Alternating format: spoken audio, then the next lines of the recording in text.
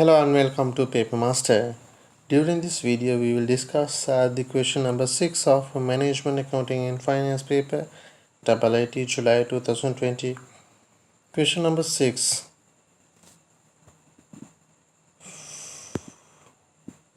Firstly we will look at the requirements. You are required to compute the optimal product mix of Star Limited for the month of December based on the resources availability. Question number 6 says that Star Limited manufactures and sells three different products, namely X, Y, and Z. The following information is provided for these three products. They have given the raw materials need for each product in kilograms, labor hours for each product, variable production overhead, selling price, as well as demand. The maximum availability of labor hours for the month of December 2020 is 8,400 hours.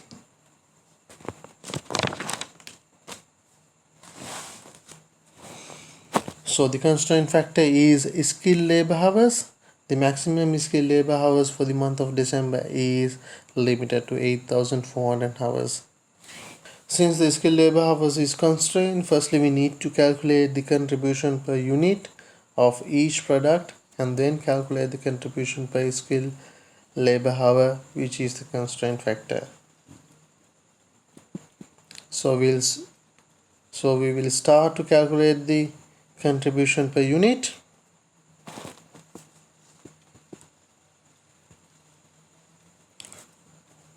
We have three products, X, Y, and Z. Selling price of X is 1100, Y and Z is 1500 and 1850 respectively.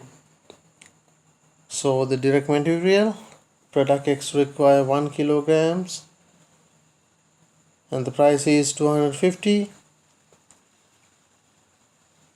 The material cost is 250. Product Y requires 1.6 kilograms, so 1.6 into 250, the cost is 400. Product Z required 2.2 kilograms into 250 per kg, the cost is 550.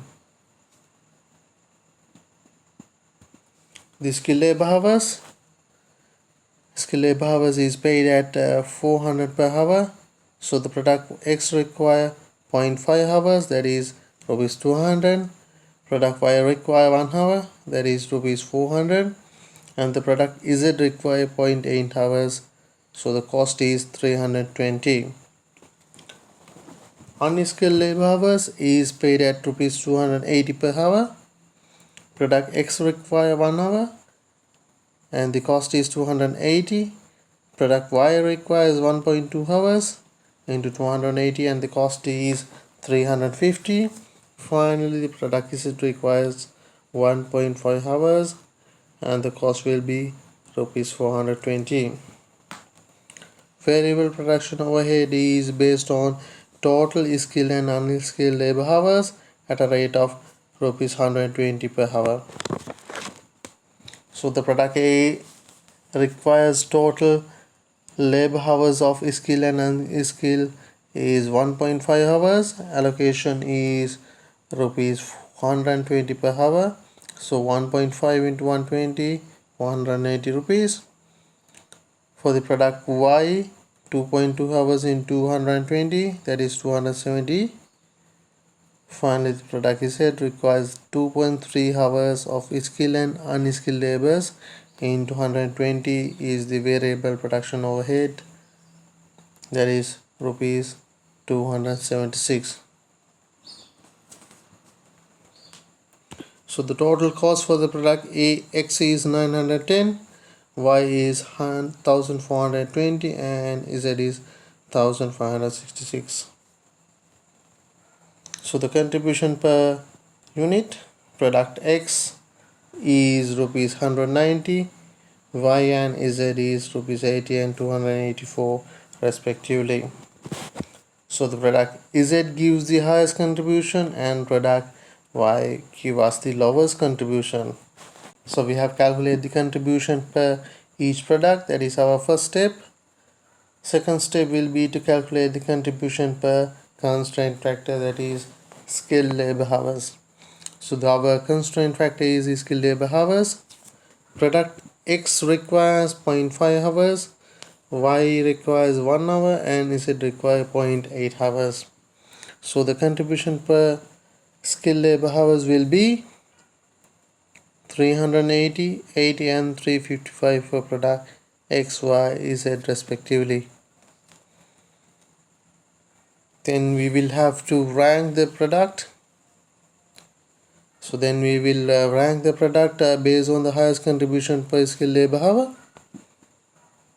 First is product X, which gives a highest contribution of 380 per skilled labor hour. Second is product Z, which gives 355, and third is product Z, which gives contribution of rupees 80 per skilled labor hour. So the demand for the product X, Y and Z will be 4,000, 5,000 and 2,500 units.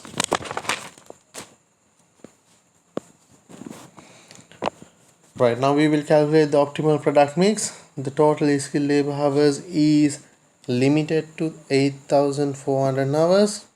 So we have to calculate the optimal product mix.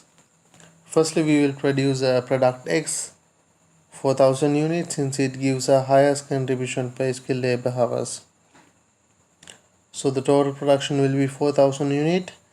We can produce up to the demand of the market.